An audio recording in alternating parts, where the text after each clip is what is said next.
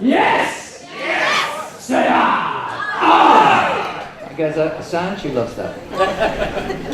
Okay, so I'm going to bring someone onto the stage in a moment who's our vice chair and head of contribution, and he's going to talk to you about how you can achieve a goal, a big goal. For many people it could be a lifetime achievement goal, although hopefully not. We'll all go on to do bigger and better things. And he's going to explain about how that goal can be achieved, even when the oxygen in your body is being sapped. And it might take you days and days of getting less and less energy, and you think you're never going to achieve it. And Perry's going to come to the stage and explain how it's going to go!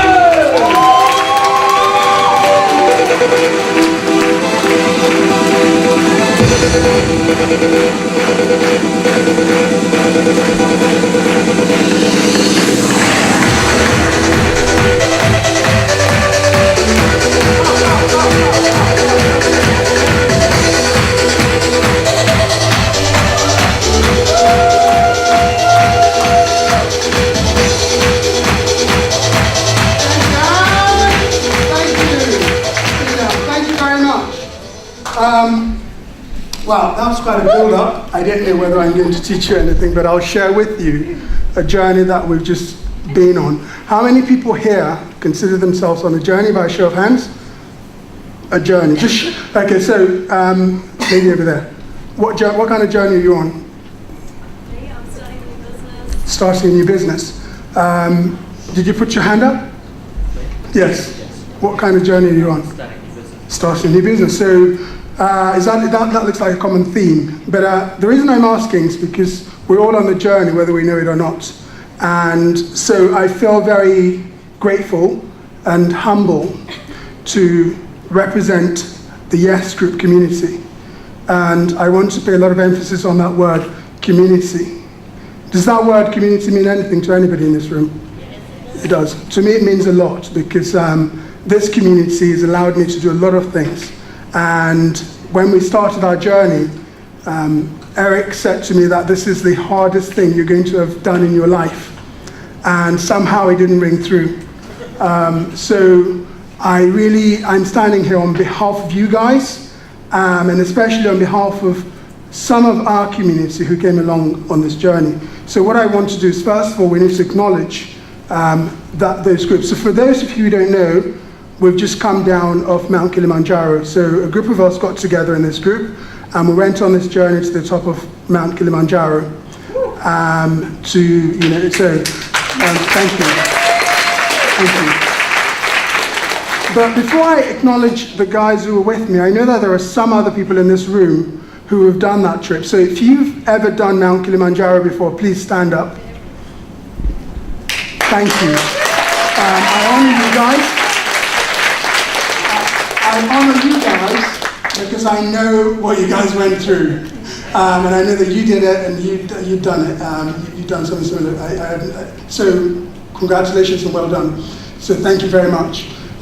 So now back to us who did it this time. So can you please stand up if you were with me on our Yes Group Kilimanjaro? Thank you very much. I would like you to come on stage for me. Some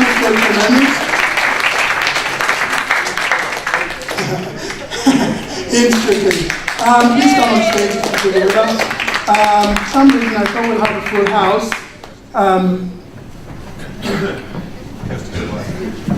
I really want to honor you guys.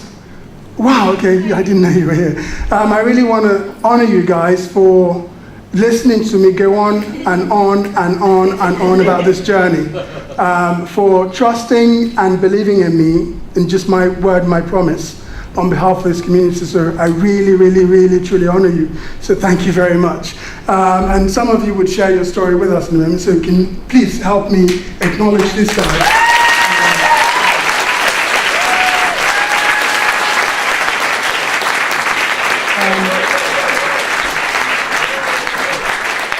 The one thing that really hit me along this journey was that one person on their own achieves very little, but as a group you achieve so much more. And if you have people around you, friends, peers, people in this room that you're looking at, mentors, they are the ones who take you that extra step. to get to the top of goal, one of your journeys, one of your goals. So again, I really want to acknowledge these guys, and I will invite some of you guys back on stage to come and share, and we'll do a certificate given later on. So thank you guys. What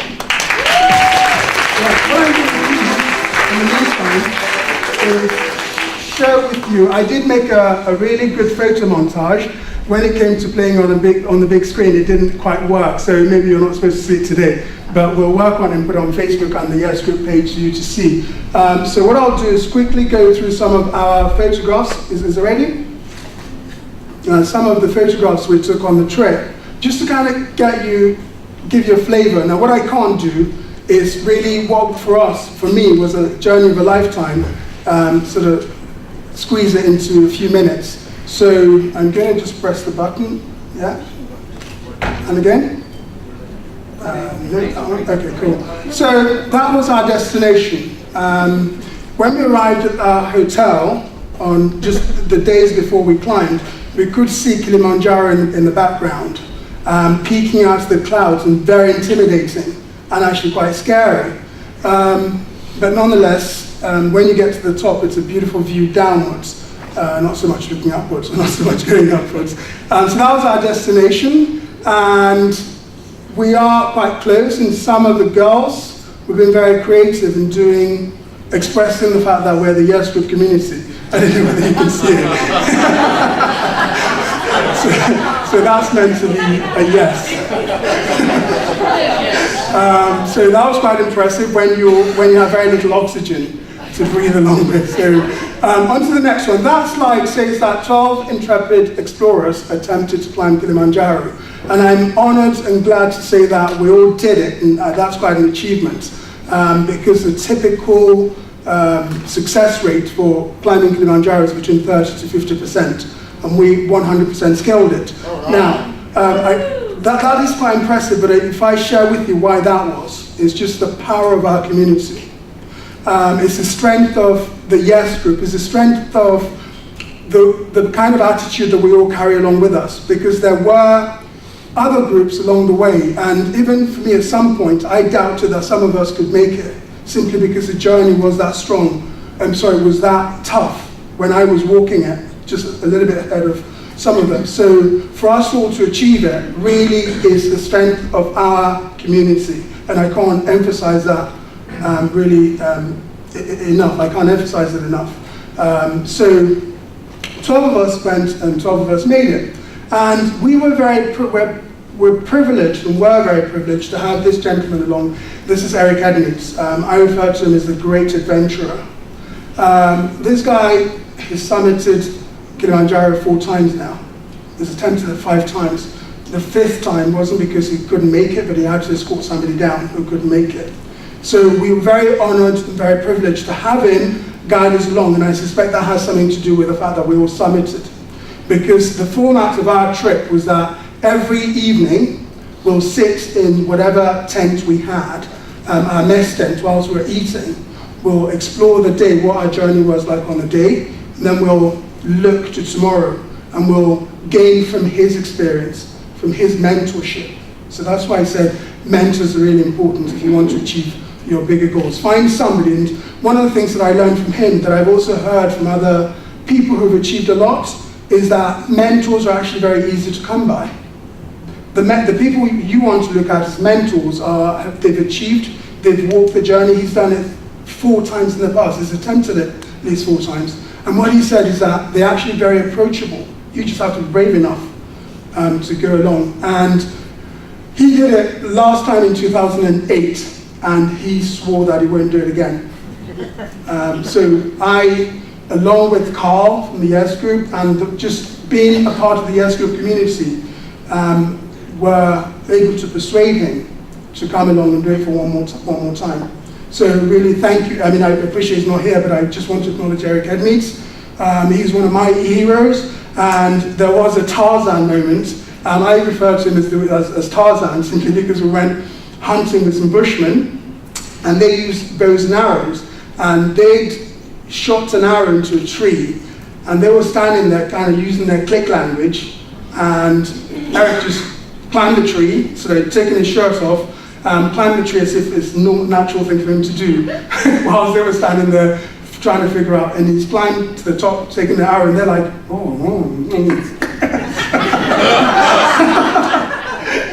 Okay, apparently I have 5 minutes left, so what I'm going to do is just a lunch break, well-deserved lunch break. That was a 5-star home from home for about 6 days.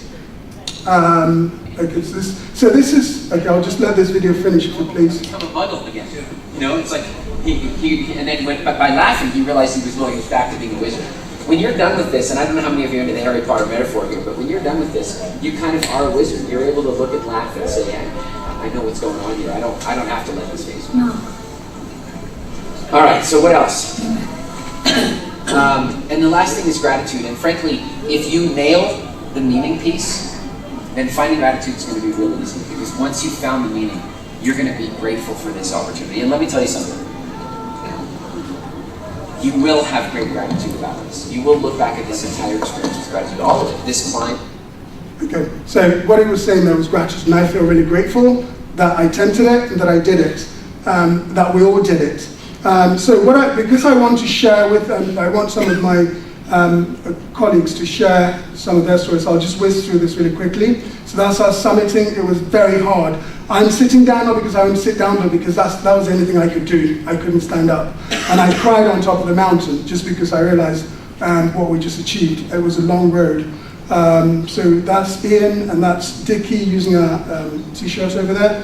That's Ian and Mark over there. So then we were blessed to go and see a school where the kids walk about 10 to 15 miles a day to go to school. So one way and then the other way, 10 to 15 miles.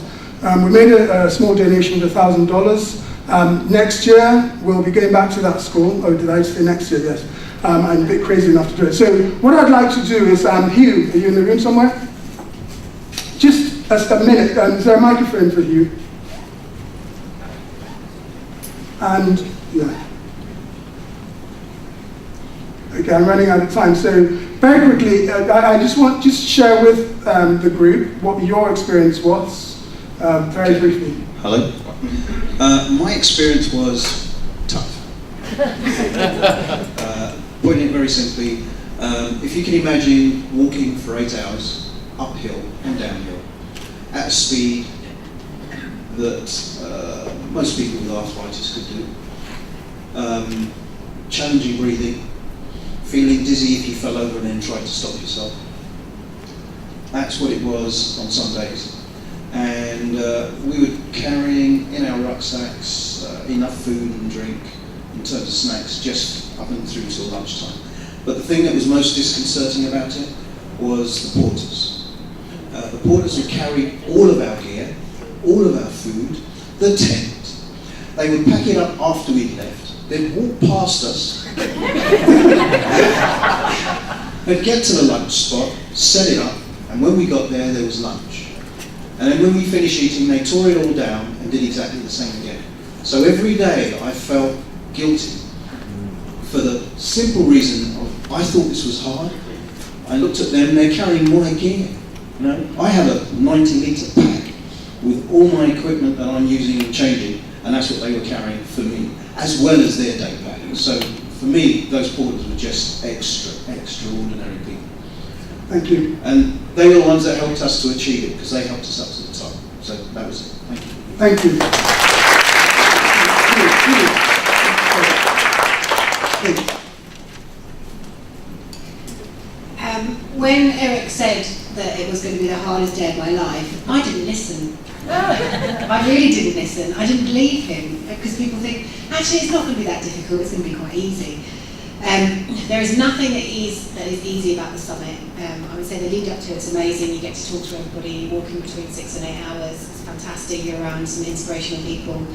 The summit night was something else. We literally, you get up at midnight and you walk for 8 to 10 hours in the dark, uphill, on shingle, which means that every 2 steps you take, you slip backwards. It's incredibly zapping on the energy. The thing that really got us through was the team dynamic. We had an amazing group, some really inspirational people around us that got us to the top. But no, I will not be doing that again.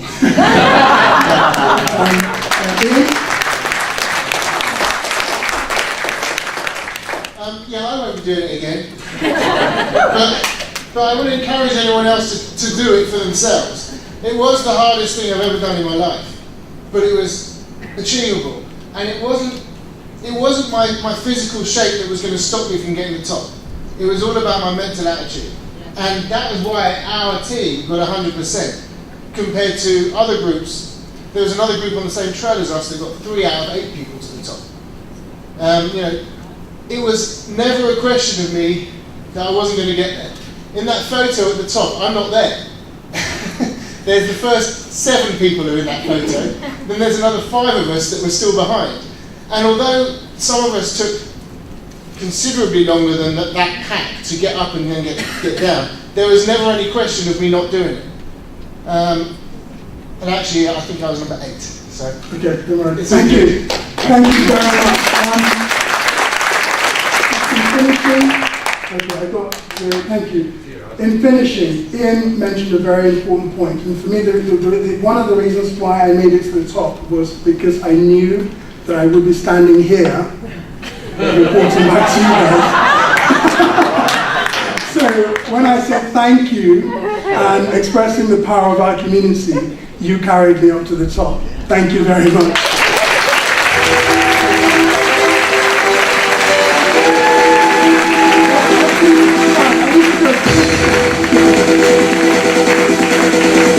Right, sorry, just 1 minute for our certificate giving. Guys, please come back up. I've held on to your certificates for this long, so it's time you get it. Please bear with us. Everybody come up on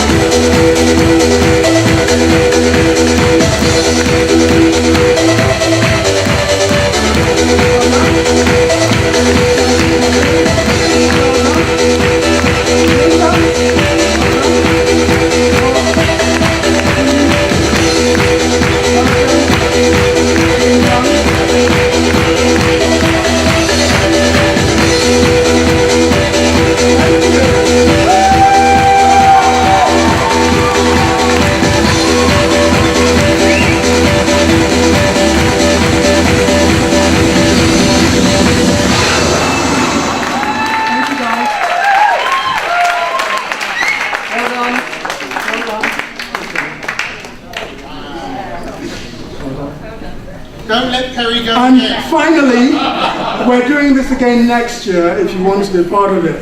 Thank you guys. Mark. Harry, fantastic.